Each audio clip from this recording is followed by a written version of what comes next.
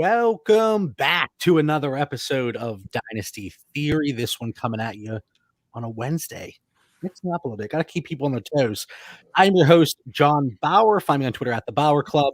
Of course, we're joined by Dan Lamagna. That is that FF Dan on Twitter. Yes, the Coach Dan from the Dynasty Theory YouTube channel. If you haven't checked it out, sorry, Dan, I didn't mean to steal your thunder here. But Dan says, guys, give me the StreamYard login information. And I was like, why? What is he going to do? So Dan is going to kick off Coach's Corner series tonight throughout just a very quick 3.5-minute intro, talking about his background and his involvement with fantasy football, actual football. But I think it's going to be a lot of fun, and you're going to start to see more YouTube exclusive content. It might be all three of us, just one of us, two of us. Or maybe Dan and Mitch say, JB, we're done with you. It's just going to be us two. That could be realistic too. But now that I rambled long enough. Anyway, Dan, what's going on, man?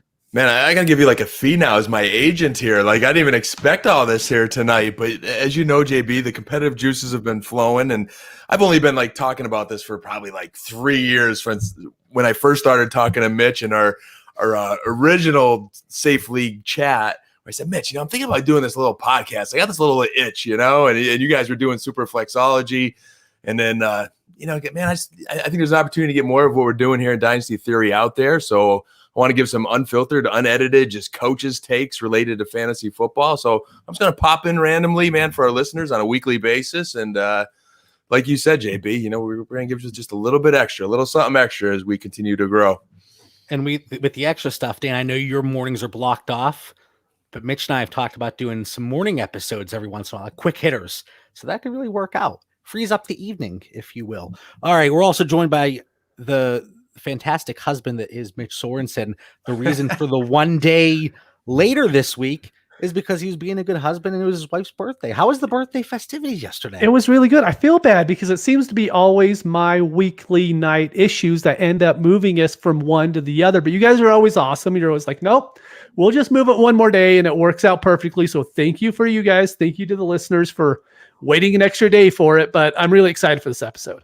Mitch, if I were you, I would ask John to like cut that little opening clip like that opened up with the wonderful husband, Mitch. So when you're in the doghouse at any point this year, you just play that back. I don't think my wife's going to listen to John. I don't know. I don't know if that's going to happen. She's going to be sitting there one day like, oh man, I'm really upset with Mitch. But John said to, all right. It's true. Yeah. So fantasy football advice, maybe marriage counseling could be on my plate here. I could do it all, buddy. I could do it all. Anyway, and some of our listeners were upset that we got delayed. We got our guy Salazar in the chat here live on YouTube, and he tweets at us, did I miss my Dynasty Theory episode? No, you didn't miss it. We're Not here. No, but yeah, Mitch, never an issue if we have to change the schedule around. But we do want to talk about some football here tonight, believe it or not. That was like our longest intro, I think, in the history of the show without football. It's okay. The first question always takes 15 minutes anyways, and all the rest take like 2. So it works out. Yeah. All right. Well, but actually, before we get to the quarterback narratives, let's do the super flexology. What? Wow. That was anybody that started listening recently. This show kicked off as super flexology. I'm on a different planet right now, and I'm only drinking water. Anyway, let's do our Scott Fishbowl giveaway. We're going to make people wait for that. We're going to make people wait. Just kidding. All right. So quarterback narratives. Dan, I want to start with you. The first one, and these are kind of, I pull generic narratives that people have been talking about, just kind of put a spin on it. Lamar Jackson, he can't throw. Dan, people are knocking Lamar Jackson. How do you feel about this? Must be the offseason. Everybody needs something to talk about there. I have no issues with Lamar Jackson. I've seen him throw well before. He's young. He's still developing. We know this, all right? He's on an offense that features the run. So, we'd like to, have him sling it a little bit more over time, and I think he will. He's had limited receiving targets in recent years. We've seen Baltimore doing their best to bolster the weapons around him this offseason. I don't think we're going to come out and see Lamar fixing becoming the best, most accurate passer this year. but he's young and he is developing. He's got great work ethic. He is an elite talent. You know, you don't get everything all in your first couple of years as a quarterback in the NFL. So that whole narrative of him can't throw, do not buy it at all. The only thing I am buying is Lamar shares. If I could get him, I'll take him. He's definitely a top 5 quarterback. I was just going to say, so you have him as a top 5 dynasty quarterback still at this point, correct? Yeah, I mean, you pick the format, but we're talking dynasty theory tonight. I'm looking at my rankings right now, and I got 6 guys' names in bold, and he's one of them. And he's number 5 on my list, but you could easily make an argument to be number 4 and potentially even higher. Yeah, like you said, maybe it is just the off season. This is kind of the lull here. We're in June. Things seem to be slowing down across the board. So we got to make up these narratives, and we're here to discuss them and if we should, put any stock into them. Mitch, you threw a tweet out today, and I have a feeling it was because that of the fact that we were going to talk about Lamar Jackson and his inability to throw the ball accurately. It was. So I actually I was going through Pro Football Reference, just looking at the different stats, and in their advanced stats section, they have an accuracy category. And in there, they have them for on target percentage, bad throw percentage, and a whole bunch of other ones. And you look at it, and the on throw percentage looks pretty sticky. If you look at Drew Brees, Aaron Rodgers, those kind of guys, they actually 80%, they're really good. So I'm like, okay, let's look at some, quarterbacks who we don't think are as accurate. I looked up Drew Lock. Drew Lock was like 68 or 69%. So you're like, okay, so he's lower. That looks pretty good. So I went and looked at Lamar's. Lamar is at 75% for on target percentage, right? And then you look at Baker, and Baker is worse in like the bad throw categories, the on target categories. And so my argument isn't Baker is a bad quarterback.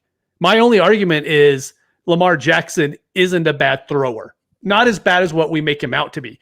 We might see it that way because he was so proficient in 2019 that everything was going for touchdowns that season. And so maybe we were expecting it, and then we just kind of didn't see it happen. He kind of had a bad regressive year in 2020 to where I think if he just goes out and has a normal season this year, he'll cement himself as a top 5, top 6 quarterback in the league. There should be no doubt, and I am not by any means a Lamar Jackson truther, or, I certainly don't identify as one, but when you look at the high-end quarterbacks, I don't care how you're getting your fantasy points. If you're putting up numbers, there's not an asterisk next to your fantasy points that says, well, this was because of rushing, and last year was about 140 points, and that's what it's, the last 2 years, it's about 140 points each year that come from his rushing upside, which is absolutely tremendous. But looking at a few numbers, and of course, for a few of these guys, I had to look at a few numbers. 17th out of 28 in terms of adjusted completion percentage on throws over 20 yards. And just to kind of narrow it down a little bit so random scrubs aren't getting thrown in, minimum 30 attempts. And guess what? That was ahead of Patrick Mahomes and Justin Herbert. 2 guys that the dynasty community, they're infatuated with. You talk about the bad throw percentage, minimum 200 passing attempts. It wasn't great, 24 out of 36. But the big thing here is, and tell me if I'm wrong, guys, but if Lamar Jackson took a gradual progression from year 1 to year 2 and then into year 3, the narrative on him would be completely different. But Dan, I think you said touchdowns galore in 2019, 9% touchdown percentage, 9%. That is through the roof. Whereas you look at a player like Josh Allen, his completion percentage, 52, 58, 69, touchdown percentage, 3, 4, 6.5.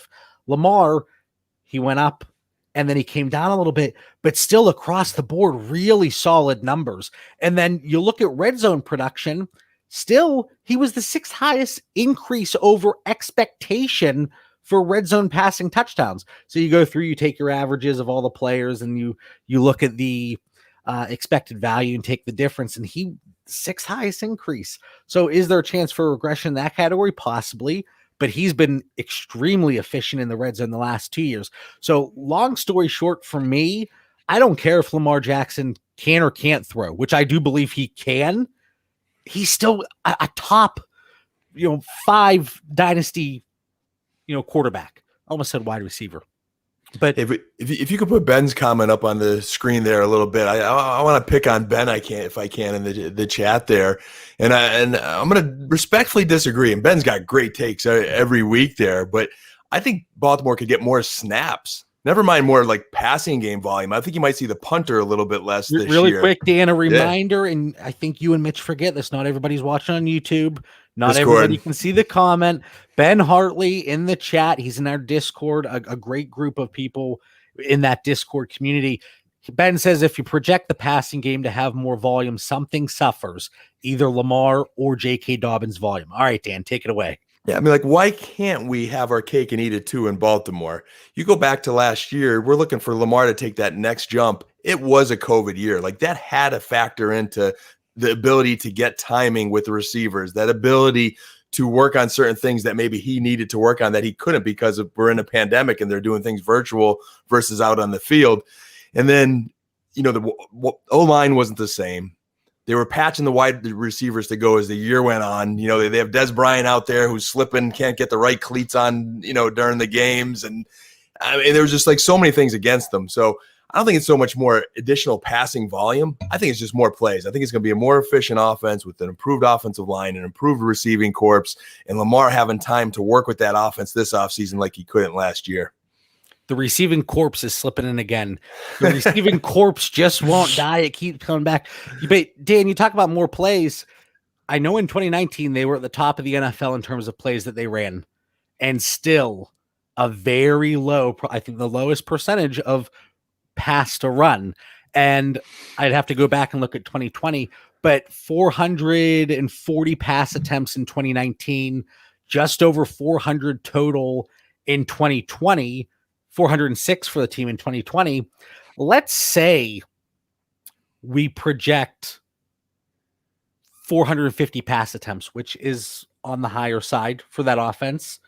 I don't know if it necessarily is going to knock the rushing production overall, but I don't think that we can see a lot of high-end production from the receivers. And Mitch, you're kind of making a face. You're squinting a little bit. Well, I'm just wondering because, like, the questions, I'm not sure what the question is now because we started off, can Lamar Jackson throw? And now we're getting into like the wide receivers if they're going to produce. I just want to stay on the same page. It's all I want, John. No, there's a reason I brought that up. And here's my thought. A lot of the negative press, and I say press, I use that term loosely, that Lamar Jackson gets within the fantasy and dynasty community, I think that is solely based on when we try to figure out the production from their wide receivers. If the wide receivers weren't mentioned, Lamar Jackson, fantastic fantasy dynasty asset, boom, done, great. But I think it trickles in, well, he can't support a wide receiver. That's the way that offense is run, though. So that's why I brought up the wide receiver conversation, but also people in the chat. I like to engage people in the chat here, Mitch. I know. Do you? Yeah, of course. I just wondered. Yeah, of course. But we're talking about receivers, and that's the reason I brought up, because I think that's the negative perception that people have of Lamar Jackson. He can't support a receiver. I don't care. And the numbers are there. Was he great in 2020? From a passing perspective, no. But again, if it was more of that gradual progression from his rookie year, it would be a completely different conversation. Whereas we have people salivating over Josh Allen, and I love Josh Allen. He's one of my most rostered quarterbacks in Dynasty. But again, it's because that was that gradual progression as opposed to the spike in year 2 and then coming back down. And we only need a little spike from Lamar in the passing game. My points are nothing drastic, just a little bit of spike, a little bit of progress. He could throw, not expecting big wide receiver production, just a little bit of spike to go with that rushing upside. And Lamar's a gem this season. And he's still at a 6.5% touchdown rate in 2020, which is certainly on the higher end. That was tied for third. So not just the higher end. Hollywood missed so many touchdowns too. I know John or Dan from last year, DFS, we both had them and we're like, just once, let it happen. And then we have the comment here, Lamar hasn't really had a stud wide receiver either. And that's certainly true. But my concern is Greg Roman, the style of play coming in, being there as the offensive coordinator, kind of saw the same thing in San Francisco to an extent when he had Colin Kaepernick at quarterback. But there's no guarantee Greg Roman's going to be there beyond 2021. So when we look at it with our dynasty lenses on, our dynasty glasses, I don't know. There should be no concern here for Lamar Jackson. There are people saying he's not in my top 12. I've seen this. Not my top 12 dynasty quarterbacks. Get those clicks. Get those clicks. Everyone can tweet whatever they want on Twitter, man. This is what it is. They can, though. People can tweet what they want. Choose who you follow. All right. Wow, Mitch, getting angry here. Mitch is nice on Tuesdays, but once we cross over to Wednesday, all bets are off. All right. I mentioned Justin Herbert previously, but there are people saying that he's going to go through a sophomore slump. Mitch, sophomore slump. Do we see it? So this is kind of based off of like the teams are seeing them for a second time, right? And so teams have a longer time to prepare for him. I think that would make sense if the team were close to the same season to season. The Chargers went out and they went from a below average offensive line to what we all assume is going to be a very good offensive line. And that was before they drafted Slater. And now they have Slater. And so if you tell me, I honestly don't care who the quarterback is. If you tell me they're going to be behind a very good offensive line, they have Keenan Allen, Mike Williams, Austin Eckler. I'm going to love that quarterback, and I'm not going to worry about if it's the second year or his 15th year. I'm going to want that quarterback. They've done everything that we want an organization to do. Mm-hmm. Hopefully find that stability. It's still, we have to see how it plays out in terms of the play calling and how everything blends together. But the offensive line should be drastically improved. On paper, it looks like it will be. And the weapons are around them. So as long as everybody stays healthy, we should be okay here in season number 2. Dan, are you buying into the sophomore slump stuff when we look at Justin Herbert? Yeah, this must be like a deep Twitter dive. Going back to anyone could post anything on Twitter. You don't have to go too deep to find. I don't have to go too deep. Wow. Because I'm giving this one a hard no and asking the question why, because everything is better in Los Angeles. We talked about the O-line, and I'm excited to talk O-line tonight. I cracked in over this Memorial Day holiday into the O-line studying. I still have some ways to go, but I spent a little bit of time on all 32 teams, and I look at the Chargers. Man, they invested a lot between their first-round draft pick and Slater, and they still have their returning left tackle coming off the bench now, so they got a little bit of depth in Trey Pipkins. They invested money in Corey Linsley at center. I mean, it's a really good-looking line that's coming together there. And then you got a much better coaching staff, much better. This is an Anthony Lynn's run game here, and Herbert's going to get all these reps now in camp with the ones, even though we watched him in games last year throw the ball to Guyton and Tyron Johnson, these guys we never heard of, and he was throwing dimes. So I am absolutely stoked about Herbert this season, and it's all uphill for me. For me, all downhill. Downhill, yeah. Uphill, it would be getting more difficult. Yeah, it's all downhill. See, we got to keep each other in check here. That's what we do. But I don't think there's any merit to it. And then people say, well, historically, there's a sophomore slump. 7.3 yards per attempt for Justin Herbert in year 1, okay? Since 2015. Just listen. I'm not going back to 2003, just 2015. I don't want to get yelled at here. Quarterbacks with over 7 yards per attempt and over 200 passing attempts their rookie season. So again, somebody that's not coming in like 30 pass attempts. Patrick Mahomes, Deshaun Watson, Baker Mayfield, Dak Prescott, and even though people want to hate on them for the first few years in the league, Jameis Winston and Marcus Mariota, they are in that category. They held their dynasty value fairly well the first 3 seasons. So people, the thing that people were remembering is Baker Mayfield, because I was actually looking at startups from Baker's second year. He was going to quarterback too, because I found some tweets, and this one didn't really age well, but I said he's going before Andrew Luck in startups and shouldn't be. Well, I didn't know Andrew Luck was just going to say, hey, I'm done.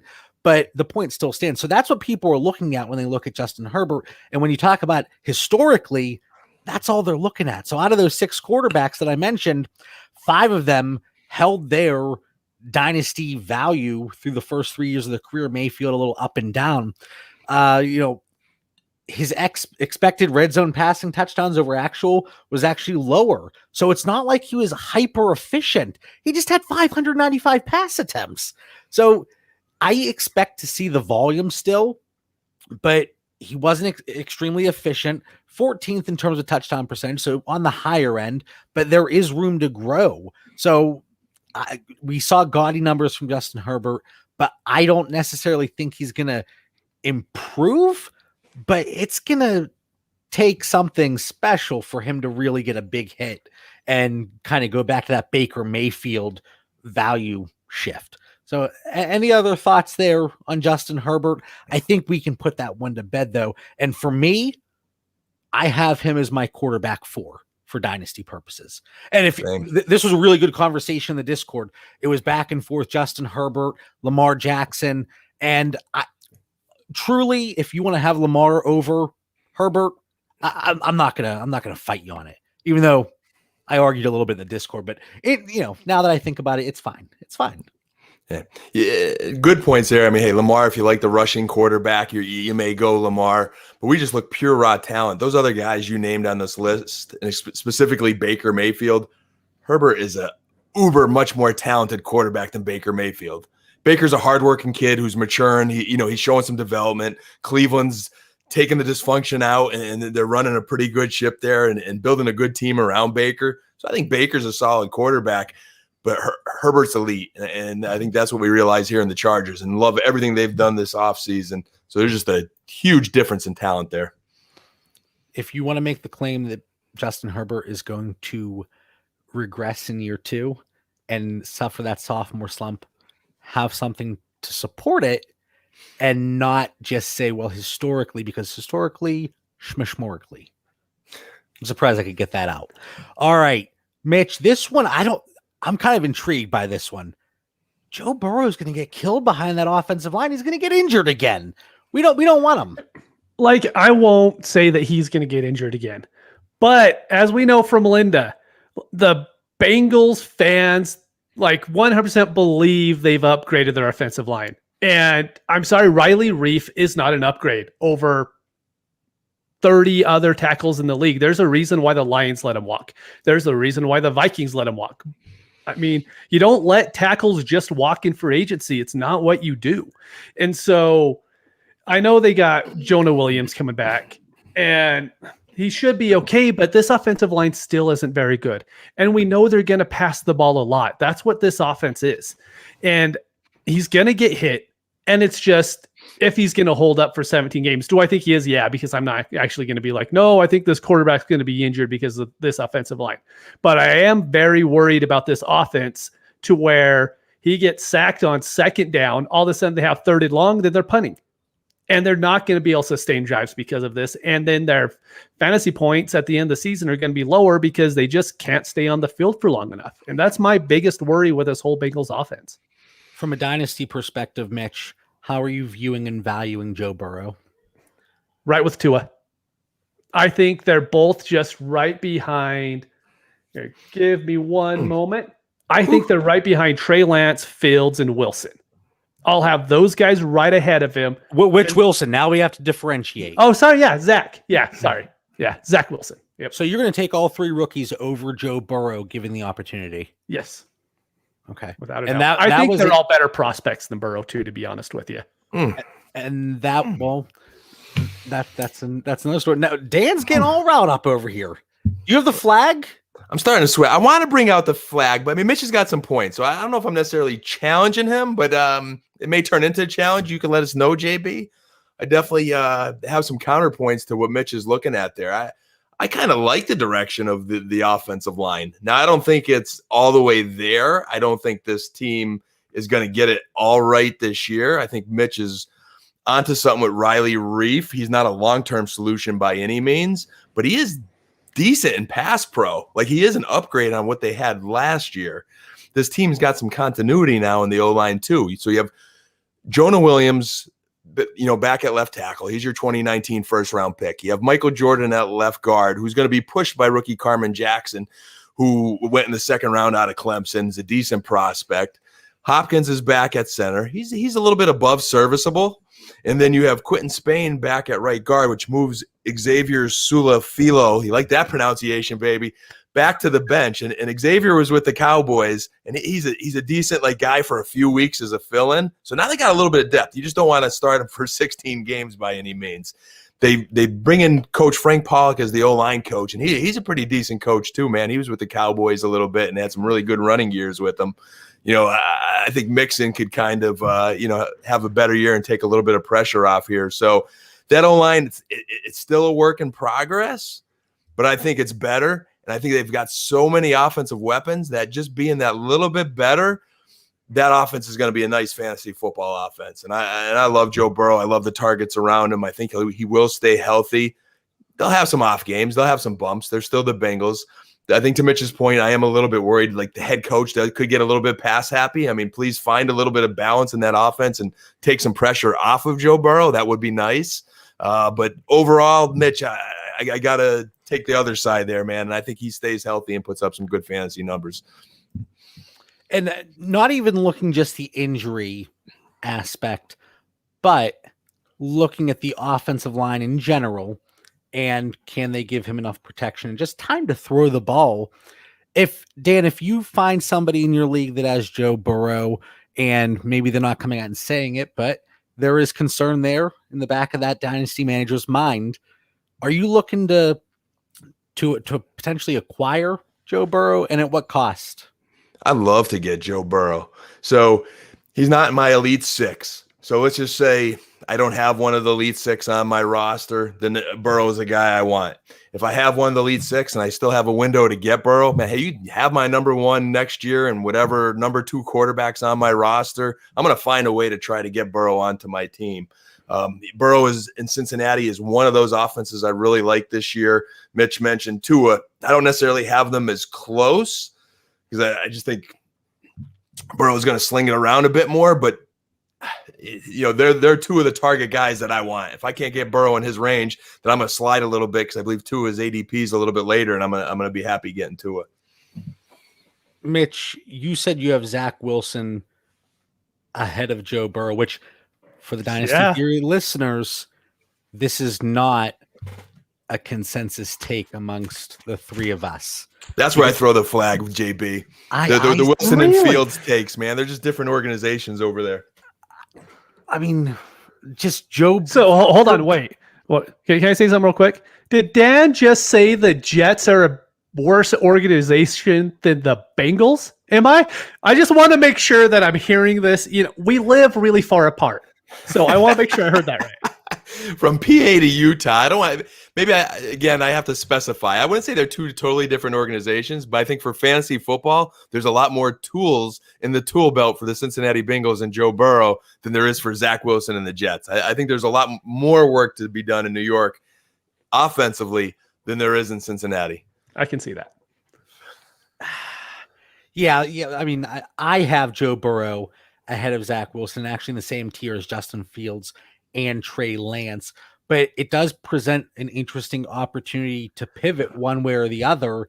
If you have Joe Burrow, maybe it is a conversation, or if you don't have Joe Burrow, to see if the manager's looking to do a straight swap. So if you have Fields behind Burrow and you want to see if you can make that 1-for-1 swap because the Burrow manager is down, I just think that's an opportunity that you should at least explore. So if you feel strongly about Joe Burrow, just throw some feelers out and see how the manager that has Joe Burrow on the roster feels about him, because might be a Mitch situation, because I'm sure there's at least one league you have Joe Burrow, right? Oh, there is. I mean, I don't hate him.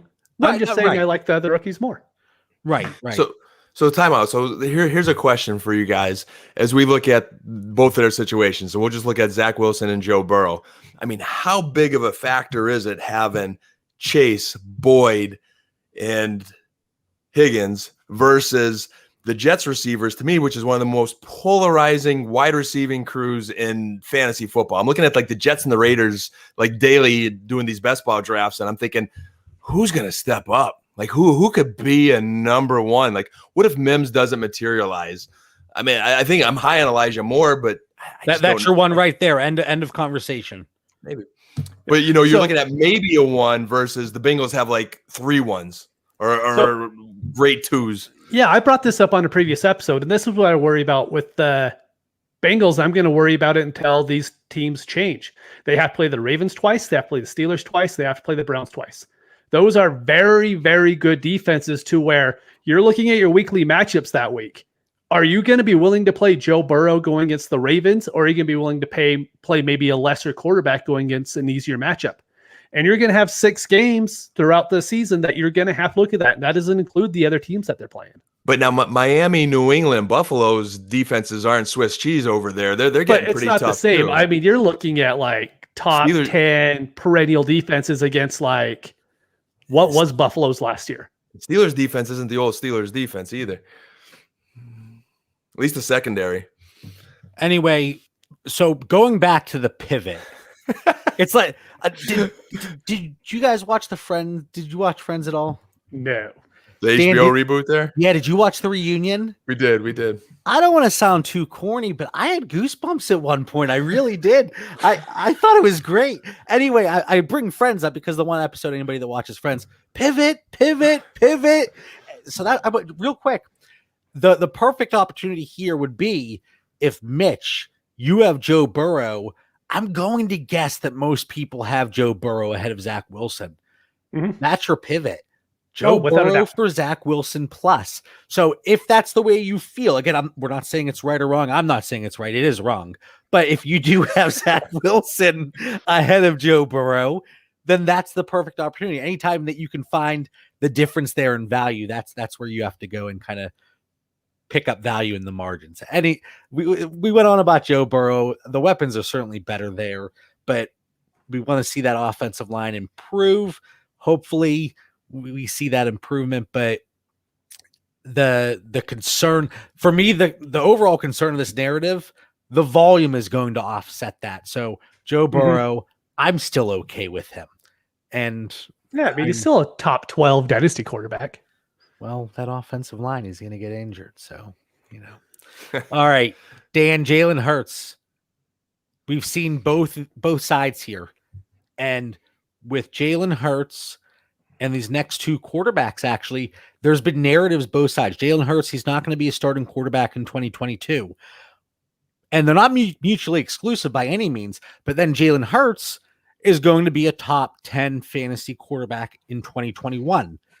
Is one true or both true? Neither?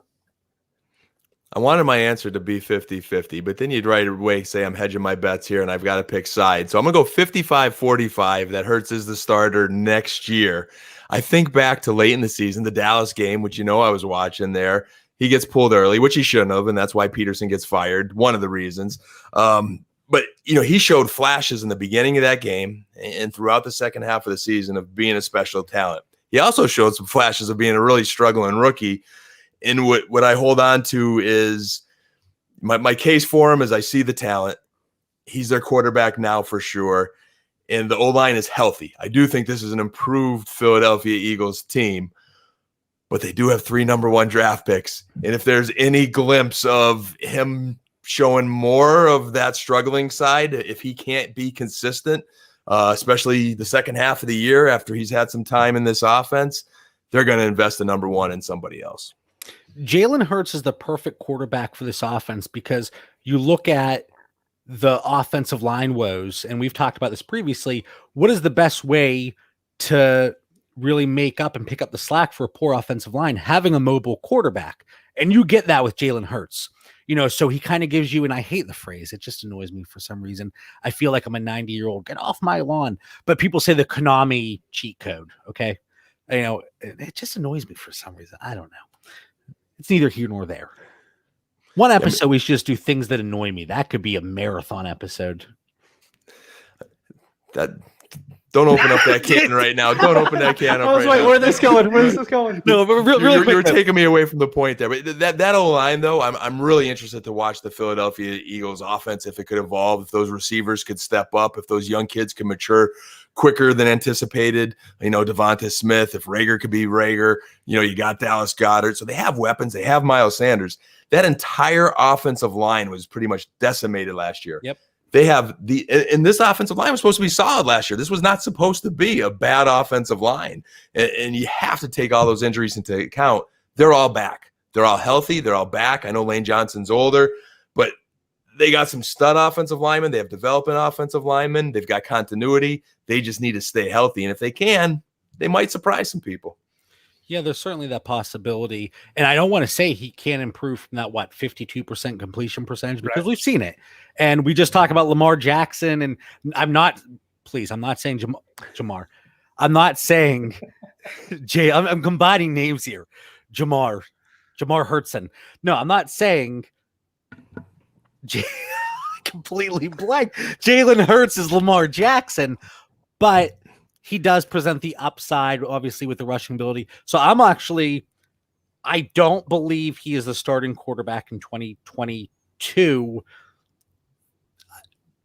I believe they look to draft somebody. I do. So here's my thought before I turn it over to Mitch. I have Jalen Hurts on several rosters, and if I have him, I am potentially, depending on my quarterback situation and the rest of my team, looking to move him mid-2021, ideally, I think. Because I think there are going to be people, like, let's say Deshaun Watson is suspended and misses all of 2021. If a contender has Deshaun Watson, or they're in the mix, you can probably move Jalen Hurts for Deshaun Watson plus. I think that's realistic. So that's kind of my thought on the situation. Mitch, so there's two questions there. 2022, is he the starting quarterback? And then can he be a top 10 quarterback here in 2021? Yeah, I think he's a lock for top 12 if he starts the 16, 17 games. But like you guys said, this isn't a bet for or against Jalen Hurts. This is a bet for against the Eagles. Exactly. The Eagles have so many picks. And so the first thing I did is I went to find out the win totals for next year. So CBS Sportsline had them updated 2 days ago, and the Eagles are tied for the sixth lowest win total at 7 games. Yeah. And I think if I had to guess where it was, 7 games to be fair, that's only 2 games more than Houston and the Lions. I mean, they're not projected to be a good team this year. I don't think we should. And if we assume they're picking in the top 10 with all the draft capital they have, so they can move up and get whoever they want in the draft at that point, I think without a doubt, like, they're going to have a new quarterback next year. I just don't see this team being good enough to finish 20th or 21st, because I mean, they have Miami's pick too, but Miami's probably not going to be a top 10 team. And so I just think they're going to be bad enough to where they're going to end up picking a quarterback. And I think I'm on board with that. I know Dan wanted to semi-hedges bet at 55-45. But let's call a spade here. That was a straight hedge. However you want to frame it, but I am of the belief that the way I see it now, I'm looking to move Jalen Hurts, just to reiterate, mid 2021 and exploring options. And one more thing I was going to add, Jalen Hurts right now, unless he improves so dramatically going into the following offseason, I don't see him like being that really good trade capital guy, right? I could see him being Gardner Minshew with slightly more trade value, right? To where people during the season last season were like, oh, some other team will trade for Minshew and give him a chance to start. I think that's going to be the same talk about Jalen Hurts, but I don't think it's actually going to happen. So do you think it's going to be more difficult to move him mid-season than maybe I believe? 4 or 5 games in, I think you're okay. But I think if you're getting around that 8, 9, 10, the Eagles are 3-7, 3-8. I think people are going to see the writing on the wall of, yeah, he might not be the starter for anybody at this point. Especially if you wait that long, because by that time, I have 3 quarterbacks. I'm good. I'm a contender. I'm not looking to acquire Jalen Hurts because I don't need to take on that risk. Mm-hmm. And then there's other teams. I'm not contending at this point. It's 10 games in. There's no reason for me to go out there and take him because I don't know that he's going to start in 2022. Yep. But yeah, first few games, and certainly things could change. Let's say they start off 5-0. Let's not some miracle. They're 5-0. okay, we all are going to be whistling a different tune, but this is all based on the assumption that they do win around that 6-7 game mark, So, Dan, any last thoughts here before we move on? Anything else on Jalen Hurts? Just I see a lot of chatter there in the chat, which is pretty cool, talking about the NFC East. And I've done my best to not be a Cowboys homer here, and I'll continue not to be, at least for this conversation. But I think like the Eagles, they're the team that needs the most things to go right in that division. And knowing that Vegas total is probably accurate. And again, I think Scott in the chat said he could have great stats and the team still only has 6 wins, and then they go in a different direction. So there's a good chance that happens. But at the same time, hey, man, Fitzmagic isn't getting any younger, even though I think Washington's kind of my favorite in the division right now. I could easily see that turning course. I think my Cowboys have a ton of talent, but Dallas always finds a way, or often finds a way to not put it all together. And if that O-line can't stay healthy, Giants are building a lot of talent too, but they've got some voids to fill. It's going to be interesting to watch. Are we done with the NFC East talk? So you got to get me hyped there, man. Well, we're not quite done because I just turned the volume down for a little bit. I try to do it, but coming from the NFC East, Carson Wentz. So you're watching live on YouTube, you're watching back on YouTube. New team, same result. Carson Wentz. Again, we can look at this both ways because I'm seeing both narratives here. So Dan, I want to start with you. One, can Carson Wentz revitalize his career in Indianapolis after what we saw in Philadelphia? Or we saw such a drastic decline that, for lack of a better word, he's washed? I think he does revitalize his career in Indianapolis. I don't necessarily think he revitalizes his fantasy football career where we once saw him. Like, I don't see that ceiling, that upside to get to that, upper echelon anymore. He's in that guy that's just going to kind of get stuck on our roster, but I think he'll put up decent numbers. I have no problem having him as my second quarterback if I have to. He's got a much better offensive line. He's going to a much healthier coaching staff situation right now than the Eagles were 1 year ago. So, he gets away from all of that and is going to a place where he's wanted, and they've got a very good offense around him. I see there as being nowhere to go but up for his career. Now, how long that will be in Indianapolis, I'd be expecting 3 good years. And in fantasy football, that's a good enough window for me in Dynasty to roll at Wentz if I have him. Mitch, you gave the my camera's always a little. You gave the finger wag. You were like, and I agree with that. So let me ask. Completely agree. Mitch, let me ask. Mm-hmm. He finishes 2021 as quarterback 12. Okay. And we can look at it fantasy points per game or season long, whatever. So quarterback 12, the Colts make the playoffs. You don't think right there he revitalized his fantasy career? No, I actually agree with Dan is what I'm saying. It's like, I agree that he's revitalizing it, but it's... No, but Dan said he doesn't know that he revitalizes his fantasy career. Not to his ADP where it once was. Okay. He doesn't have that kind of ceiling where we want Wentz on our rosters. I obtained 1 share of him this offseason where it made sense. I gave up Watson at the beginning of the saga, and I got Tua and Wentz. And in that league, that roster, I have the 101, so I'm going to have Lawrence, and Wentz is going to be serviceable for a few years. Yeah. A year ago, I probably wouldn't want to touch that because he was a mess. I see Wentz as like Brissett had 18 passing touchdowns. Rivers had 24 in that offense. Rivers had his sack weight was well below his average. And so when I see Wentz, I could see him just being a 25 touchdown, 10 interception guy and just one who's steady. Like Dan was saying, quarterback 2 on your super flex team. Love it. If he's your quarterback 3, even better. But I don't ever see him becoming the quarterback 1 on your team again. I think if he is your 1 going into the season, you should be really trying to upgrade that position because I don't think he's going to give you enough points on a weekly basis to be that much better than what quarterback 16 is on the season. You know what I mean? Yeah, I could certainly see that.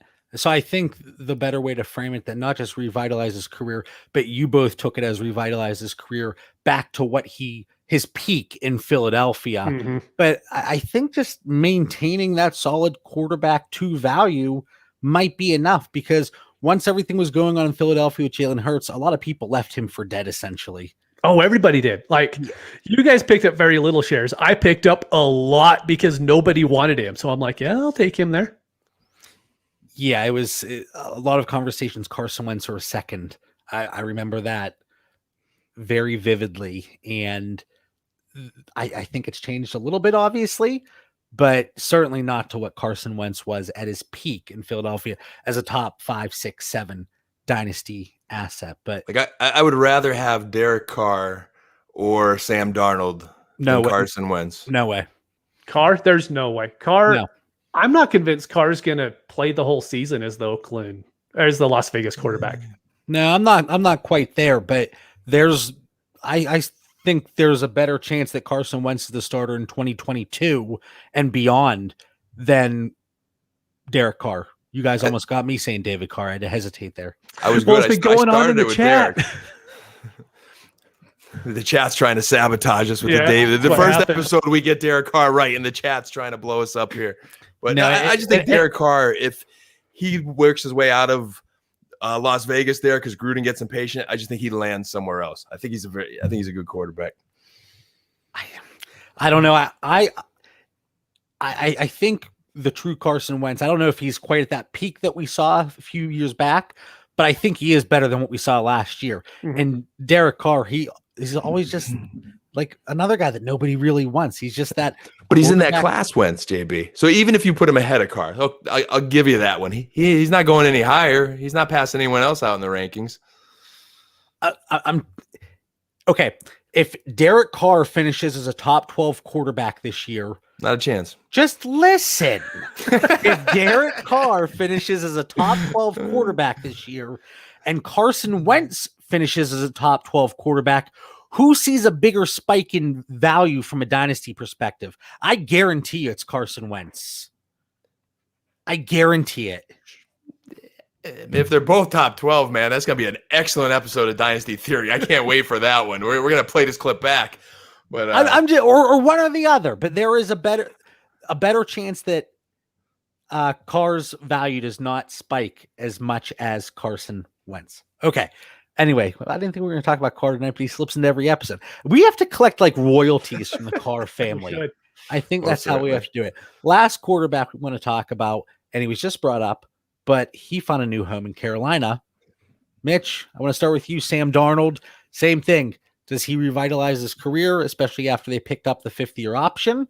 Or is this like another Teddy Bridgewater situation? Honestly, has he had a career? Like, what's he revitalizing? Is when I looked at this, I'm like, well, yeah, of course he is. But now looking at it, like, I sure hope so, because anything's better than what he's done lately. But he's in a great situation. I mean, you look at the skill positions around him, from Moore to Anderson to Marshall to CMC. He has every reason to be good. And if he's not, then, I'm going to eat a lot of draft capital, because I traded quite a few 21st for this offseason on competing teams, because he's going to be my quarterback 3. Now, at that point, I'm like, well, I'm competing. I'm probably not going to get quarterback in next year's draft anyway, so it's worth the gamble. But if he ends up failing after 6 games and they end up benching him for, I think, PJ Walker's still on the team, then it's going to suck. But I look at him like a rookie. I thought you were still going. That was kind of an abrupt. My bad. I ran out of air. Usually I can tell when either of you are about to wrap things up. We kind of just picked up on that over the episodes, but that one was very abrupt. I'm sorry. Must have really needed air there. I'll step on my game. I like his thoughts of looking at Darnold as a rookie. Like, I think he is in the same ideal situation as Carson Wentz. I mean, what you described in Carolina is similar in Indianapolis. You've got maybe not as flashy as a receiver crew, but you got Pittman and you got Hilton. You got, a variety of tight ends. Maybe Paris Campbell stays healthy, but you have Jonathan Taylor in the backfield and some really good offensive linemen blocking for you. But there's a 5-year differential in age. I think Darnold does rejuvenate his career because of the great situation he's in. Wait, I'm sorry, 5-year difference in age between who? Is it Wentz and Darnold? So Wentz 28. Yeah. So are we? Darnold's 23. I don't. 28 is fine for quarterbacks in Dynasty. I'm just saying, you know it as well as I. You get a quarterback 5 years younger, and they're producing the same statistics. Everyone's going to want Darnold before Wentz. And before a couple years, he's going to be 30, and then the conversation, it just gets a little more interesting. So I'm looking at peak value. Couple spots in the rankings, I'll take it. So I am intrigued by Darnold. He's younger. He has a good season. I could see him getting a nice little contract extension there in Carolina with all that talent around him. So give me Sammy D. So I like Sam Darnold plenty, but I think I'm going to take Carson Wentz over Sam Darnold. Same. And I'm going to take him over Derek Carr, as we talked about. Let's say you look at these quarterbacks, like the three that Sam Darnold, Carson Wentz, Jalen Hurts. Those are the three that there are question marks, if you want to say, beyond 2021. I feel so much better about Carson Wentz in that team situation, just because there's a very little chance that Colts team completely crumbles. We can't say that about Sam Darnold. We can't say it about Jalen Hurts, even though I like both of them plenty. There are concerns with Sam Darnold.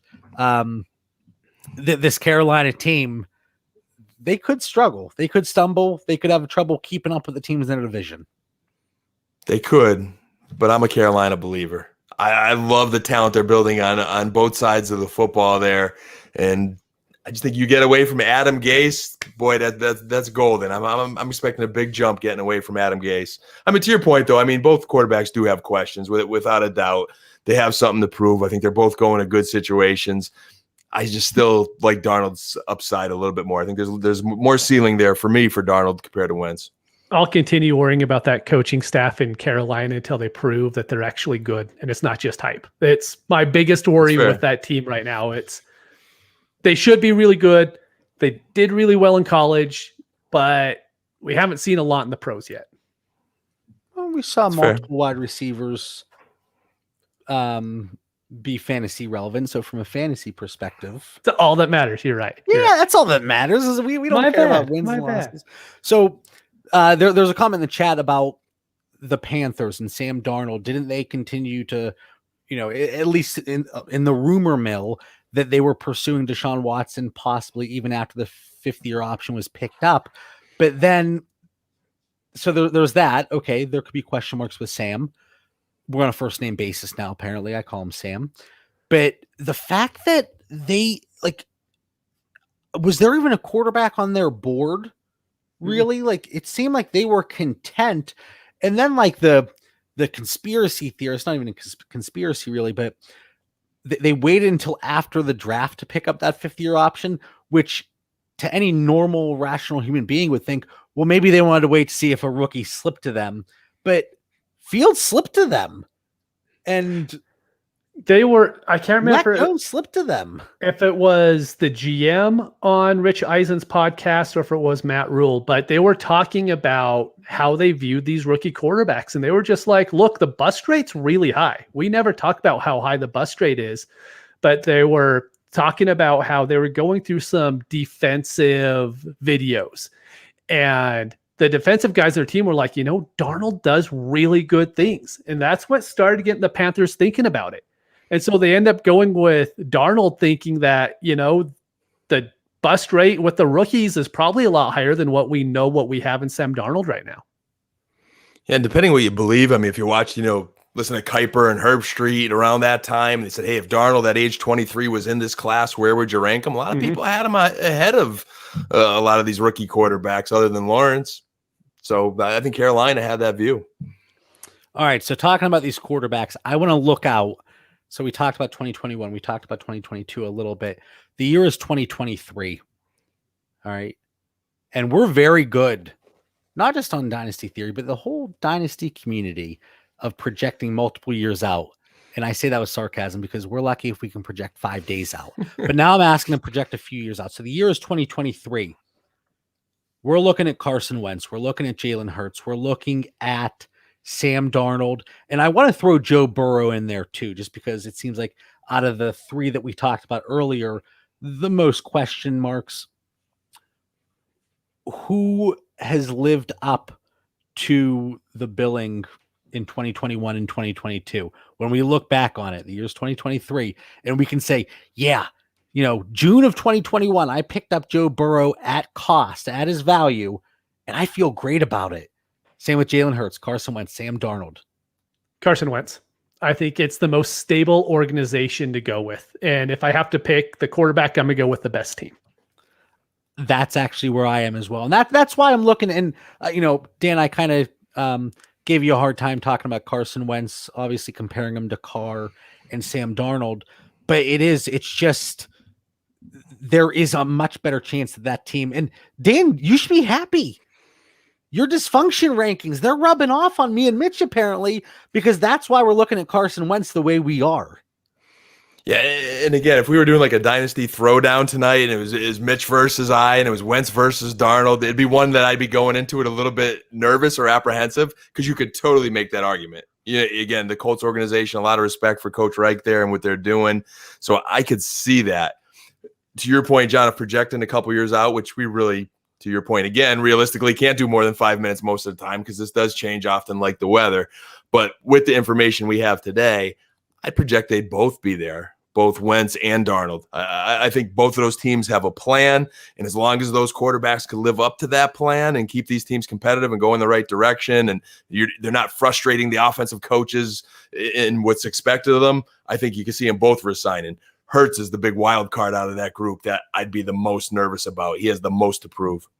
Is Burrow still a top 12 dynasty quarterback in 2023? Nope. As long as the Bengals don't go back to being the Bungles, and the dysfunction comes out, then things could change. But they're another organization that's made some good moves recently, and they're building a nice offense there. If that offensive line can continue to grow and the head coach can continue to develop. All right. So interesting conversation in the chat. We have one comment: Burrow and Darnold, the safer options. Wentz is the new Carr. Hurts backing up Jared Goff with Blake Bortles in the year 2023. And then we have another comment: Burrow and Darnold have the best weapons. They have the best chance, but Kevin likes Wentz's price most. And then Salazar says the Bungles. All right. Before we get to the final thoughts, the winner of the Scott Fishbowl 11 spot. I did this before the show just so I didn't have to sit here and do all of it. I don't know who it is. So on YouTube, we open up to subscribers, DPG175. Okay. So if you're listening to this, I will give it until I'll put some clock on it, and then we'll just do another random giveaway. Okay. But we're going to give away this spot. Huge thank you to Scott Fish, who, yes, Scott and Ryan McDowell putting all this together, and the time and energy they put in for such a great event on a yearly basis, and all the money contributed to charity is absolutely astounding. So we are honored for the second year to be able to give away a spot. So DPG, if you are listening, reach out to us in 48 hours or so. I don't know. I'll figure something out. But if I don't hear anything, then we'll randomize something and probably just put a tweet out. But that's your winner.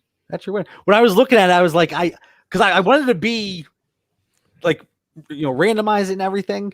And I was like, well, that's it. I wish it was kind of somebody I knew who it was. Yeah. But there we go. So guys, final thoughts. Dan, what is this? Episode 119. It blows me away that we're still going. Whenever we kick this show off, Super Flexology, I remember talking to my wife and she's like, oh yeah, like do a podcast. Great. And then like a month went by and she's like, oh, you're still doing it. 6 months goes by. I can't believe you're still doing it. And now she's like, I don't want to hear about it. Stop talking to me about Dynasty Theory. She doesn't care about the theory, guys. She doesn't care. All right, Dan, episode 119. Final thoughts for our listeners. For episode 119, two quick final thoughts. One, just to, wrap up one more rapid fire quarterback scenario. Your show notes said anything else as far as false narratives. I thought I was probably supposed to put that in the show notes, and I didn't. I just kind of kept it in my own notes. But no, I looked at the clock and I skipped over it. So we ran out of time there, man. Taysom Hill, not a gadget quarterback. I think he wins the job unless Jameis takes some kind of monumental leap protecting the football and as a leader of a ball club.